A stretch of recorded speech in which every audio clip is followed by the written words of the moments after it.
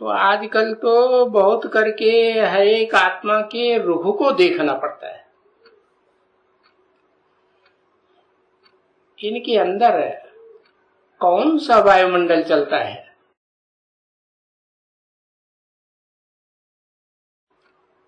तो वायुमंडल बिल्कुल ही अच्छी तरह से चल रहा है कि इस विश्व में तो मारा मारी अशांति बहुत ही है।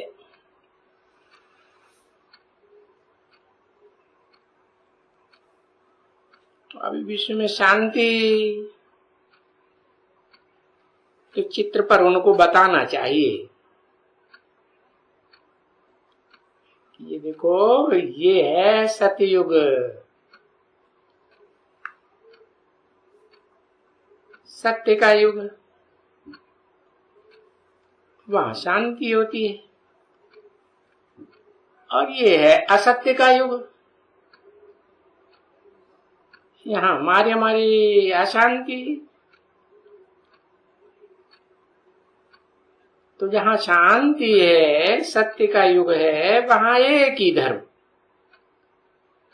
और एक ही राज्य होता है। द्वैतवाद की बात ही नहीं। देवताएं होते ही हैं अद्वैत। और देखो, आज की इस दुनिया में कितनी मारामारी अशांति, तो जरूर द्वैतवाद है ना। दो दो धर्म हैं, दो दो राज्य हैं, 2 से 4, 4 से 8, मल्टीप्लिकेशन मठपंथ संप्रदायों का होता ही रहता है।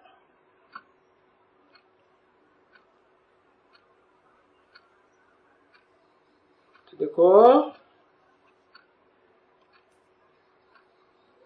जहां सुख शांति है, सच्चाई है, उस दुनिया को ये हेवन कहा जाता है। विन माने जीतना, हेवन माने उसको जीता हुआ है।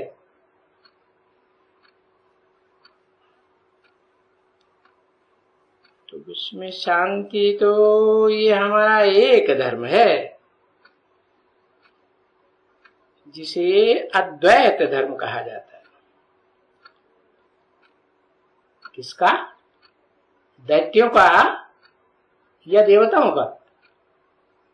देवताओं का कहा जाता है। दैत्यों का द्वैत धर्म। दो दो धर्म उनकी दुनिया में, दो दो राज्य, द्वैतवादी होते हैं। तो देखो, सत्य बाप आकर के गॉड इज ट्रूथ कहा जाता है ना। तो सच्चा बाप आकर के जो सच्ची दुनिया स्थापन करते हैं, नई दुनिया, तो वहां तो कोई ताली बजने की बात ही नहीं, कोई शोरगुल होने की बात नहीं, झगड़ा टंटा नहीं। किसके साथ करेंगे? सबका एक ही मत, एक ही भाषा। तो फिर ये कहे जाते हैं अद्वैतवाद की दुनिया में दैवी गुण वाले हैं और सभी दैवी गुण वाले हैं।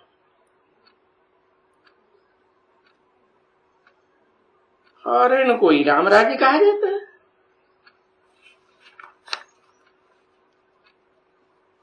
हाँ,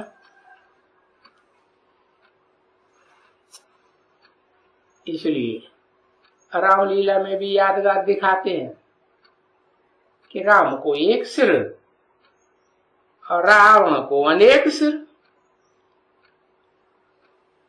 तो अनेक सिर है तो अनेक मत मतांतर होंगे ना। तो मुड़फुट टहल होती है।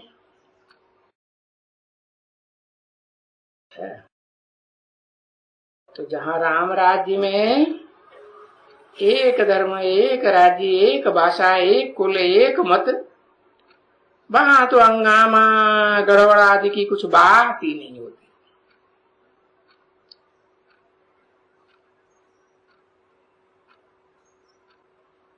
अभी वो बातें उनको अगर समझावें चित्रों पर राम राज्य और रावण राज्य की,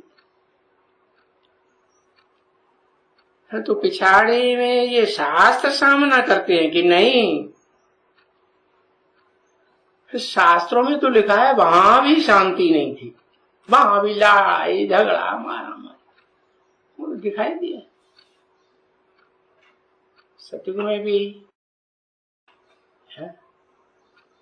हिरण्यकश्यप था,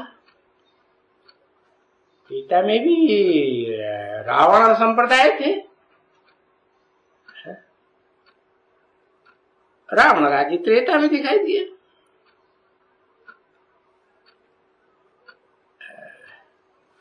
और कहते थे, शास्त्रों का मिसाल देकर कहते भी हैं कि वहां ये सभी राक्षस संप्रदाय थे, तो ये कृष्ण भगवान को भी तंग करते थे,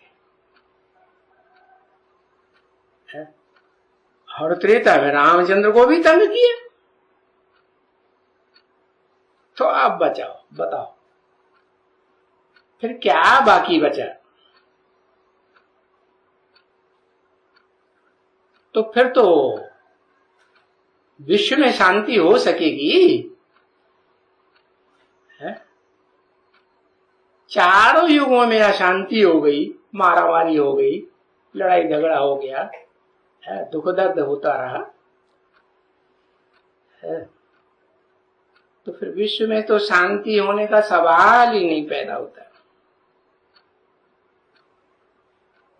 तो ये बात सब नहीं समझेंगे, जो तुम्हारे देवताई कुल के होंगे वो ही समझेंगे, जो उन दैत्यों के संसर्ग संपर्क में द्वापर युग में आने से प्रभावित हो गए थे, उनके संग के रंग में आने से नीचे गिर गए थे।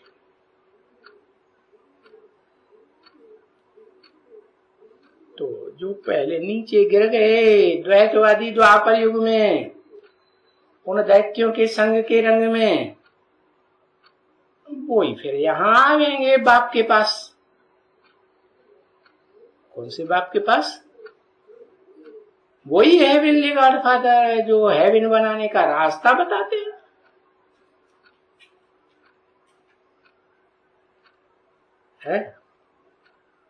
तो उनमें जो सेंसिबल होंगे, अच्छे अच्छे, उनको समझाने से वो बोलेंगे ये तो ठीक बात है।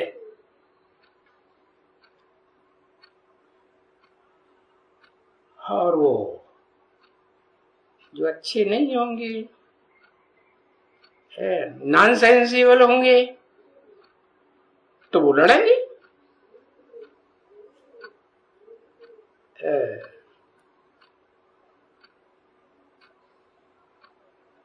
तो देखो,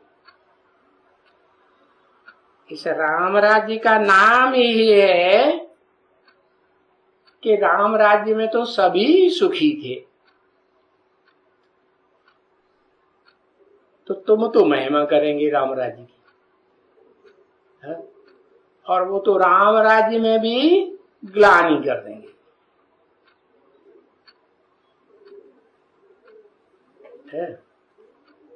अभी तुम तो शिव की भी महिमा बहुत अच्छी करते हो,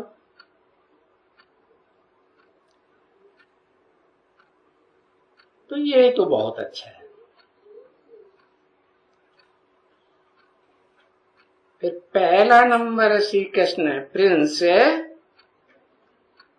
उनकी भी तो महिमा करनी पड़े ना।